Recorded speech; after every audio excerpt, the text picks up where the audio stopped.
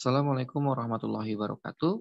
Apa kabar teman-teman semua? Semoga dalam keadaan baik-baik saja dimanapun teman-teman berada. Oke, di kesempatan kali ini saya akan menjelaskan tentang regresi linear berganda. Melanjutkan dari video sebelumnya, di dalam regresi linear berganda, itu yang membedakan dengan regresi linear adalah variabel independennya. Oke, kalau dalam linear sederhana, variabel independennya satu. Sedangkan untuk regresi linear berganda, variabel independennya bisa lebih dari satu, tidak bisa 2, 3, dan seterusnya. Jadi kalau dulu di tugas statistika ada 2 variabel independen, tapi tetap dikerjakan dengan linear sederhana karena kita melakukannya satu-satu. Dalam regresi linear berganda kita dapat melakukannya bersamaan, gitu untuk mendapatkan hasil regresinya seperti itu. Jadi di sini yang tadi saya jelaskan gitu ya, bahwa ini mengukur pengaruh antara lebih dari satu variabel prediktor atau variabel bebas terhadap variabel terikatnya. Persamaan regresi linear berganda hampir sama seperti linear sederhana, tetapi yang membedakan adalah dia akan banyak koefisien regresinya, gitu ya, atau nilai B-nya akan banyak. Seperti ini, A plus B1 X1 plus B2 X2 sampai Bn Xn, tergantung jumlah variabel yang diketahuinya. Nah, setelah itu tentunya kita harus mencari nilai A dan nilai B-nya, itu sama. Gitu. Nah, keadaan bila koefisien regresi punya nilai, jadi kalau koefisien memiliki nilai 0, maka dalam hal ini variabel Y tidak dipengaruhi oleh X1 ataupun X2. Gitu. Jadi karena nilai 0 ya nggak ada pengaruh sama sekali. Nah, sedangkan untuk negatif, dia berhubungan dengan arah terbalik antara variabel tak bebas dengan variabel bebasnya. Sedangkan untuk nilai positif, maka akan ada hubungan yang searah antara variabel tak bebas dengan variabel bebasnya. Nah, ini sama seperti konsep korelasi ya. Jadi korelasi negatif juga kan berlawanan. Gitu. Sedangkan untuk yang korelasi positif, dia linear. Misalkan satu variabel naik, maka yang variabel lainnya juga ikut naik. Kalau turun, ya turun. Kalau 0 itu sama juga tidak ada korelasi. Gitu. Jadi tidak ada pengaruh sama sekali. Jadi di sini ada suatu data, 12 data. X1-nya adalah nilai tes harian, X2-nya adalah jumlah ketidakhadiran, dan nilai ujian atau Y-nya. Kemudian kita ingin mengolah ini dengan metode regresi linear berganda. Yang pastinya kita harus cari dulu gitu ya. Biasa X1 dikali X2, X2 terus habis itu Y kuadratnya, X1, X2, X1, XY, dan sebagainya. Oh, ini X1 kuadrat ya. Mungkin karena ini tidak bisa di upper bracket gitu ya. Ini X1 kuadrat, ini X2 kuadrat.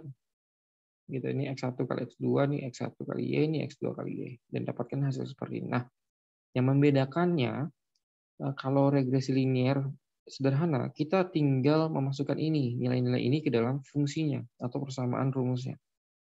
Tapi untuk regresi berganda, untuk mendapatkan nilainya, itu ada perhitungannya sendiri. Misalkan kita ingin mencari sigma Y kuadrat, maka dia akan mencari terhadap sigma Y kuadrat yang telah didapatkan dikurang N dikali Y rata-rata gitu ya, rata-rata dari Y dikuadratkan. Maka hasilnya adalah 552. Seperti itu. Ini juga sama semuanya. Nah, ini bisa dijadikan rujukan untuk dapat mencari nilai-nilai variabel yang dibutuhkan nanti untuk mencari A, B, nilai A dan nilai B-nya. Oke, karena tadi ada 2 gitu ya, 2 nilai B, maka akan kita cari dua-duanya. Seperti itu. Nah, rumusnya adalah sigma X kuadrat, sigma X2 dikuadratkan dikali X1 dikali Y min X1 dikali X2 dikali X2 kali Y. Dibagi X1 kuadrat dikali X2 kuadrat minus sigma X1 dikali X2 kuadrat. Gitu. Sebenarnya rumus B-nya nggak terlalu jauh beda ya, tapi karena ini ada nilai, ada pembedanya dari, maksudnya B1 dan B2 itu terhadap variabel masing-masing ya gitu. Maka ada sedikit perbedaan. Dan nilai-nilai X ini juga kita hitung dahulu. Nah, setelah didapat, kita mencari nilai A-nya. Dengan cara itu adalah rata-rata Y dikurang B1 dikali X1 bar min B2 dikali X2 bar. Didapatkan 78, sekian. Nah, setelah didapatkan nilai A dan B-nya, kita masukkan ke dalam persamaannya. Gitu ya. Maka didapatkan persamaan seperti ini. Nah, di dalam regresi linear berganda gitu ya, pengujian yang dilakukan cukup banyak gitu ya. Jadi ada 6 pengujian yang umumnya digunakan dalam regresi linear berganda, yaitu ada uji multikolinearitas, uji simultan, ada uji parsial, ada uji normalitas, ada uji heterokedastisitas, dan ada terakhir uji autokorelasi. Masing-masing uji ini memiliki fungsi yang dibutuhkan untuk melihat hasil persamaan dari persamaan regresi tadi. Dalam uji multikolinearitas, gitu ya, asumsinya adalah menunjukkan bahwa hubungan linear yang kuat antara beberapa variabel prediktor atau independen dalam suatu model regresi linear berganda, gitu ya. Jadi untuk melihat seberapa kuat dari X-nya gitu terhadap model regresi yang dihasilkan. Jadi dalam pengujian ini diharapkan multikolinearitas tidak terpenuhi. Seperti itu. Jadi malah diharapkannya tidak mencapai. Apa yang diuji? Ada 2. Jadi nilai TOL atau tolerance dan VIF, variance inflation factor. Jadi nilai TOL-nya tidak boleh kurang dari 1 gitu ya. Atau nilai VIF-nya harus lebih besar dari 10. Gitu ya. Jadi jadi jika nilai TOL kurang dari 1 dan nilai VIF-nya lebih besar dari 10, maka dapat dikatakan bahwa terdapat masalah multikolinearitas. Gitu. Jadi harus nilainya di bawah, misalkan nilai TOL-nya harus lebih dari 0,1, nilai VIF-nya harus kurang dari 10 untuk lolos dari uji multikolinearitas. Nah, rumusnya adalah ini. Jadi VIF ini menggunakan 1/1 min R2 YJL. Gitu ya. Rumusnya YJL ini gitu ya. Yang mana nilai-nilai ini kita cari dulu korelasinya gitu ya. Karena korelasi pernah kita bahas dahulu. Terus nilai TOL 1/VIF. Jadi tetap kita mencari VIF dahulu baru kita akan mendapatkan TOL. Seperti itu. Lalu berikutnya adalah uji simultan. Dalam uji simultan digunakan mengevaluasi pengaruh semua variabel bebas terhadap variabel terikatnya. Jadi uji ini menggunakan metode ANOVA, Analysis of Variance, dalam menguji setiap variabelnya. Nah, hipotesis yang dibuat adalah hipotesis awalnya beta 1 sama dengan beta 2 dan seterusnya sampai beta K. Artinya variabel prediktor atau independen itu sama semua. Gitu ya. Nilainya, bukan nilainya ya, rata-ratanya. Gitu ya. Nah, ini bisa dikatakan model sesuai. Nah, untuk hipotesis alternatifnya minimal ada 1 BK tidak sama dengan 0. Gitu ya. Jadi ada salah satu variabel prediktor ya yang tidak sama dengan 0. Gitu. Jadi artinya kalau dia kesimpulannya adalah H1, maka akan ada minimal 1 variabel X yang tidak sama gitu ya. Nah, ini dikatakan model tidak sesuai. Nah, selanjutnya kita akan hitung dengan prinsip ANOVA. Gitu ya. Yang tujuannya kita akan mencari F hitungnya. Untuk nanti kita akan uji dengan F tabelnya. Nah, F tabel sama seperti T tabel tadi. Dia dengan cara K-1 plus N-K, alfa. Nah, alfanya ini biasanya 5% yang digunakan umumnya. Lalu pengujiannya adalah H0 ditolak jika F hitung lebih besar dari F tabel. Gitu ya. Terus H0 diterima jika F hitung lebih kecil daripada F tabel. Ini tabelnya dalam menentukan F hitungnya. Nah, ini F hitungnya. Kita juga dapat membuat seperti ini. Jadi kita buat satu persatu, kemudian dia akan didapatkan F hitungnya. Oke, uji selanjutnya adalah uji parsial. Uji parsial dilakukan untuk mengetahui signifikansi parameter mana saja yang signifikan mempengaruhi variabel respon dengan menggunakan statistik uji T. Nah, ini sama seperti uji T yang dilakukan di regresi linear sederhana. Seperti itu. Hampir sama, jadi kita skip saja. Nah, ini juga sama, H0 ditolak jika T hitung lebih besar dari T tabelnya. Seperti itu. Lalu uji normalitas. Nah, di dalam regresi, gitu ya, ada namanya asumsi residual. Gitu. Jadi kita harus berdasarkan dari asumsi residual. Jika tidak, maka akan mengakibatkan hasil pendugaan regresi tidak sesuai. Gitu. Asumsi residual dalam model regresi harus memenuhi kriteria identik, independen, dan berdistribusi normal. Oleh karena itu, dilakukanlah uji normalitas dalam pendugaan regresi ini. Asumsi normal digunakan untuk mengetahui apakah residual terdistribusi normal, gitu ya. Jika asumsi kenormalan tidak terpenuhi, estimasi ordinal least square tidak dapat digunakan. Beberapa pengujian yang dilakukan adalah Anderson-Darling, Kolmogorov, Smirnov, Jack-Hubera test, Skewness-Score tesis.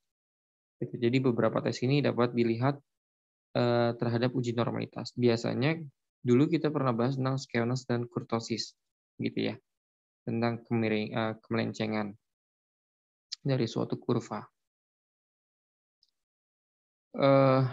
Hipotesis yang digunakan dari salah satu pengujian yaitu uji Kolmogorov, dia menggunakan nilai D, gitu ya, untuk melihat uji Kolmogorov-nya. Untuk hipotesisnya, H0-nya residual berdistribusi normal, H1 residual bukan berdistribusi normal. Seperti itu. Nah, pengujiannya adalah H0 ditolak jika D hitung lebih besar dari D tabel. Seperti itu. Jadi tetap kita lihat dari D hitung dan D tabel ya, untuk melihat asumsi dari persamaan ini apakah berdistribusi normal ataukah tidak. Seperti itu. Kita lanjut ke uji heterokedastisitas. Jadi asumsi ini penting dalam model regresi, khususnya linear, gitu ya, jenis regresi linear apapun.